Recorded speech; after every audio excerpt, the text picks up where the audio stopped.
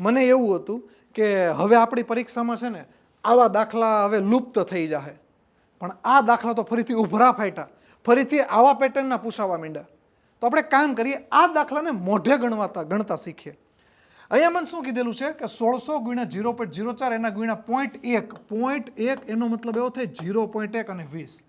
હવે આ દાખલાને ગણીએ એની પહેલા કોમન સેન્સ વાળી વાત કરી નાખીએ, કોઠા હુજ વાળી, કે એક મીંડી જાય ને તો એ પોઈન્ટને લેતી જાય, બે મીંડી જાય ને તો પોઈન્ટ પછી બે અંક હોય ને તો એને લેતી જાય. ટૂંકમાં પોઈન્ટ પછી એ સંખ્યા પોઈન્ટ વગરની થઈ જાય, મીંડી કપાઈ જાય એટલે. તો વધ્યા કેટલા? અહીંયા 16 વધ્યા, અહીંયા 4 વધ્યા, અહીંયા 1 વધ્યો ને અહીંયા 2 વધ્યા. ગુણાકાર કરો, 16 ચોક 64, 64 એકા 64 અને 64 ના ડબલ 128. તો 128 આખે આખા આવે. Option B is the correct.